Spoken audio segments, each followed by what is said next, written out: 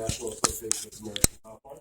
The reason I am here, I was contacted by DJ Brockle with his situation of police brutality. We have begun an investigation into the matter. The investigation has yielded more than we expected. I intended to have a larger group here, more cop watchers here, but the investigation has taken an upward turn. We are getting complaints constantly every day.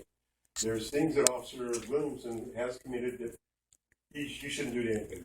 It's something that everybody needs to know about. This is your community. You guys need to take hold of your community.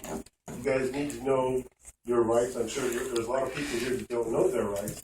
Let's take, for instance, resisting arrest. What do you think the term implies? Does anyone know, except for the police chief? I'm asking the question, I'm sorry. You can go ahead. Okay. Well, resisting arrest, do you think the term implies that the person is actually physically resisting, trying to get away, fighting off the officer? A person can be arrested for resisting arrest by the officer simply saying he felt threatened. Okay, this is a democracy. If this were a true democracy, police should not be policing themselves. Something needs to be done. The records that I see that's happening in lochbuie show me that you guys need a better system of observing the police and monitoring the police here. I think you guys really need an independent citizens review board. Right now, you're spending a lot of money on all these cases that are coming up because of the police department. Officer Williamson is basically a Hitler. We will be coming to the next meeting here next month. We will be bringing more people, more evidence. Right now, I have postponed the media. I have postponed other people coming here. Officer Williamson, we've got many complaints on this, including sexual assault, which Officer Williamson has tried to hide through not giving up the paperwork, basically charging the victim with something that they had nothing to do with, and then the paperwork disappears. The victim did go to Greeley to see about the matter. None of the paperwork was there. When they came to lochbuie to get the paperwork, it never showed up there also. What we see here is basically rogue cops on the streets. I think the city really needs to address this. I would carry this on further. I didn't bring my speech with me because we want to continue this investigation. We want the city of lochbuie to see what's really happening in the city here. So lochbuie, I think, would be an ideal city to start an independent citizens review board. Some of the other things we're looking at is officers get fired. We mostly have this incident mostly from officers from California. We believe Officer Williamson is in the same situation where officers get fired from one police department and they go right on to the next police department. There is no policy in place like that of doctors who get malpractice, lawyers who get disbarred. Even child care and elderly professionals, care professionals are held accountable, as well as financial experts. This is something that we think really needs to be addressed. From the information that I've received on lochbuie, the investigation I've done, I see lochbuie has had problems for many years here. You have problems keeping police chiefs. You have problems keeping mayors, city council members. 2 city council members have resigned a while back because they wanted Officer Williamson fired. And they refused, back then, city council refused to fire them. I think it's time that city council take a good look at this officer and replace him.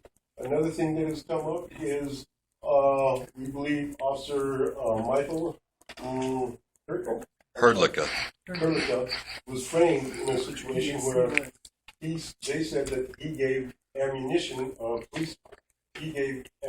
to Herdlicka, which Herdlicka stated to me that he hasn't, or stated to a few other people that he hasn't. But we do think you do have a serious problem here with the police department in lochbuie.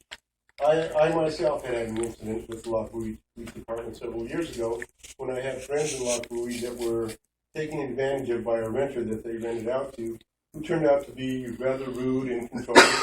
And I thought these people were getting robbed. And friends of mine, they called me with the situation where they felt in danger. I was busy at the time. I told them I'd call them right back. When I called back, this person answered their phone. I called their wife's phone. He answered the wife's phone also. It gave me the impression that something seriously was wrong. I then called Denver police, alerted them. They in turn got a hold of the lochbuie Police Department, who I spoke with. They asked if I would come out there. I came out there. I worked security myself. I walked into the house with a BB gun, thinking, you know, in case I needed anything, which I figured now was a stupid move. I came across a lochbuie police officer who then pulled the gun on me, which at that time I thought, it's part of the course. You know, he thinks I've got, you know, I may be a danger.